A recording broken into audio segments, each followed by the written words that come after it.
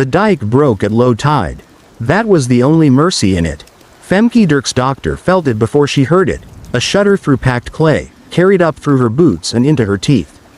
She was 24 years old, standing waist deep in a drainage ditch at 4 in the morning, holding a lantern over a crack no wider than her thumb. Behind her, the Beemster lay black and flat under the stars, 7,000 hectares of lake that half of Holland had bet on turning into farmland. 43 windmills stood around its rim, sails locked for the night. All of them useless if the water came back in through a hole this small before sunrise. She did not call for help. There was no time, and there was no one who would have come running for her anyway.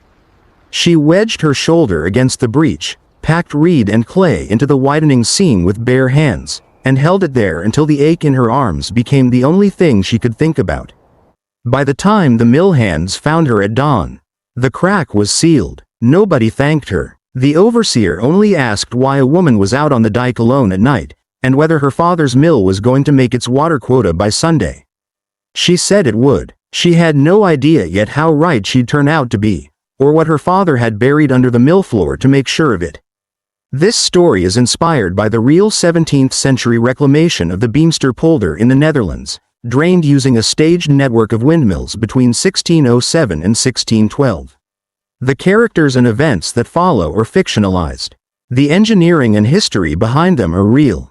If you're watching this from somewhere below sea level tonight, or somewhere you've never seen a windmill before, drop your city in the comments. I want to know how far this story traveled to reach you. And if stories like this one are your kind of thing, hit subscribe. There's a new one every week. 6 months earlier, Femke had buried her father. Dirk Peterson had run the mill at the polder's western edge for 11 years, one of nearly 50 millers hired to drain a lake nobody was certain could be drained at all. He died in October, 3 weeks before the investor's inspection, and left Femke exactly 2 things: a mill with no other qualified operator, and a locked chest under the floorboards that she did not yet know existed. The Beemster project had been approved by the Provincial Council of Holland in West Friesland in 1607. After a group of Amsterdam merchants agreed to underwrite it. Their reasoning was simple. A fast-growing city needed grain and pasture, and a drained lake bed made better farmland than almost anything else in the province. A ring dike 38 kilometers long had gone up first, with a canal dug around its outer edge to catch the water once the mills began pulling it out. Now it was a race against the investors' patience and the winter storms, both arriving on their own schedule. Femke inherited her father's post by default, not by permission. The polder council allowed it only because replacing a working mill mid-drainage cost more than tolerating an unconventional operator. Wouter Bos, who had milled the Eastern Ring for 19 years, made his opinion known at every gathering at the sluice house. He said a mill needed a miller's hands on it, not a miller's daughters. He was not alone in saying it. The structural problem was worse than the gossip. The Beemster's mills worked in stages, a chain of them, each one lifting water a small distance and passing it to the next, until it finally reached the ring canal and could flow out to sea. Femke's mill sat at the final stage, lifting from the highest and slowest point in the chain.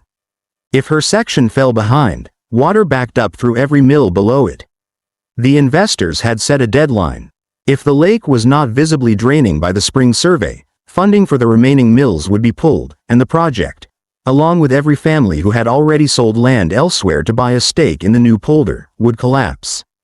Eert Willemzoon, the waterboard's overseer for the Western Ring, told her plainly that her mill was already the slowest in the chain, and that the council was considering routing around it entirely, tearing it down, rebuilding it under a proper master's supervision. Femke said nothing back. She went home, pried up the loose floorboard her father had always told her to leave alone, and found the chest. Inside it, a notebook, water-stained, covered in her father's cramped hand. Diagrams of scoop wheels, numbers she didn't yet understand, and a single line on the inside cover. Dated the year before he died, for F. When they stop listening to me, maybe they'll listen to the water. She had no idea what it meant yet. She only knew it was the only inheritance he'd left her that anyone could still take away. Femke spent the winter running 2 educations at once, the mill by day, her father's notebook by lamplight after dark. The notebook was not a diary. It was closer to an argument, written to no one, defending an idea nobody in the polder wanted to hear. Dirk had spent years quietly modifying the scoop wheel on his own mill, the wooden paddles that lifted water from one stage to the next, adding a jointed crank mechanism instead of the standard fixed axle. He had learned the principle from conversations with a sawmill owner from Udgeest, a man whose crank-driven saw blades had already reshaped the timber trade along the River Zon. Dirk's version let the scoop wheel lift water higher per rotation, without needing the wind to blow any harder than it already did. He had shown the council his numbers twice. Twice they had told him the polder didn't have time to experiment on a working drainage chain.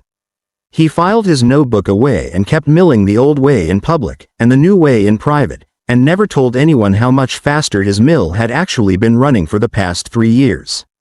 Femke did not understand half the mechanics at first.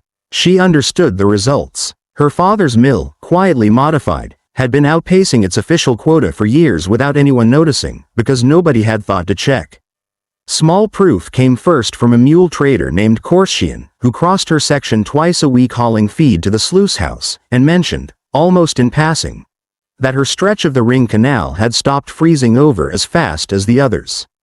Then came a compliment she didn't ask for, from Gretja Klaus, a widow who'd run the neighboring mill for 6 years and had no patience for Wouter Bos's opinions about who belonged on a scaffold.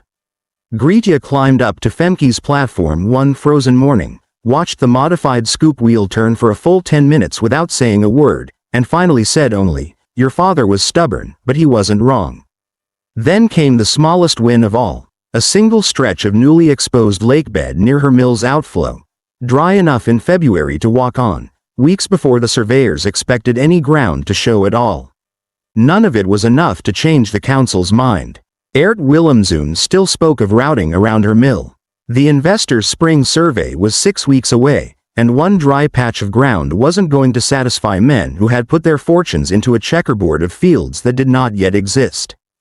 The low point came on a night in late February, when a storm tide pushed water back up through the outer canal and Femke's section flooded to the ankles in under an hour. She stood on the platform in the dark, watching 3 years of her father's quiet work threaten to go under in a single tide, and for the first time since the funeral, she let herself consider that Wouter Bos might be right about her. That the mill deserved someone who knew what they were doing. That she was standing on a dead man's stubbornness and calling it a plan.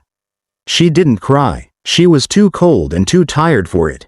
She just sat down on the wet platform boards with her father's notebook in her lap and read his handwriting until the lantern burned low, looking for the part of the argument she'd missed, the part that would tell her the flooding wasn't the end of it. If this story is landing for you the way it landed for her that night, sitting with something that isn't finished yet, this is a fair place to hit subscribe. It costs nothing, and it tells me you want more of these. She found what she needed just before dawn. Not an answer, a question, underlined twice, in the margin of the very last page. The underlined question read, why lift in 5 stages, when 4 would hold if the top wheel pulled harder? It took Femke 2 days to understand what her father had actually been asking. The Beemster's drainage chain used 5 stages of mills to lift water the full height from the lake floor to the Ring Canal, each mill handling a modest portion of the climb. Dirk's notebook argued that with a crank-driven scoop wheel at the final stage, the position Femke now held, one mill could do the work that used to take a slower wheel far longer, because the crank let the wheel dig deeper into each rotation instead of skimming the surface. He had run the experiment on his own mill for 3 years without telling the council, because the one time he'd proposed it formally, the board had refused even to inspect it. His name was struck through the official roster of proposed improvements that year, at Eert Willemzoon's recommendation. What Dirk hadn't finished, and what the notebook broke off mid-sentence trying to solve, was the failure point. A crank-driven wheel under enough strain could shear its axle in high wind, exactly the kind of storm that had flooded Femke's section 2 nights before. He'd died before solving it.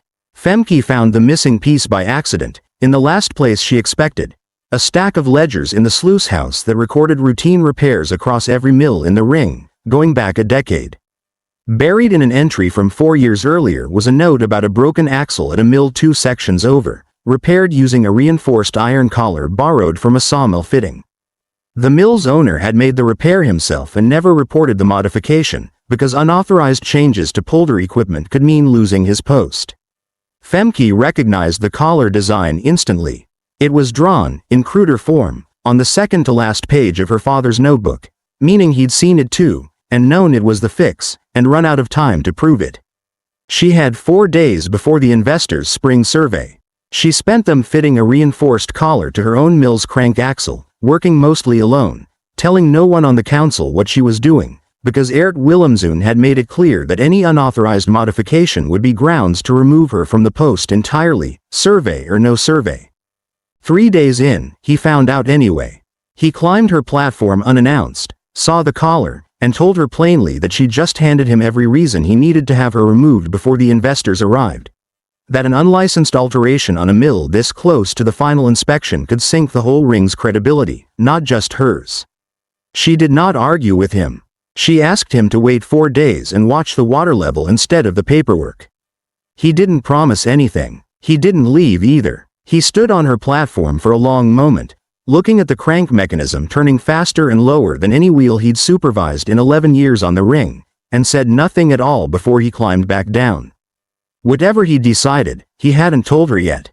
The 4 days became the fastest water drop the Western Ring had seen since the project began. By the third morning, the exposed lakebed near Femke's outflow had spread from a single dry patch to nearly 40 meters of open ground. Dark and glistening under the February sun. Korschi and the mule trader rerouted his delivery path to cross it rather than go around, just to feel solid earth instead of ditch water under the mule's hooves. Gretja Klaus brought 2 of her own hands over to watch the collar-reinforced wheelwork, then went back to her own mill and quietly asked her nephew, a blacksmith in Purmerend, to forge her a matching collar before the week was out.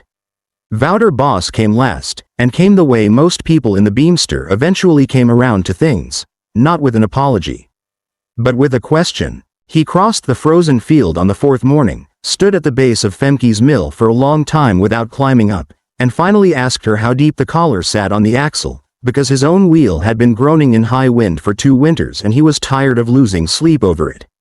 She told him. He nodded once, said nothing else, and walked back to his own section to try it himself.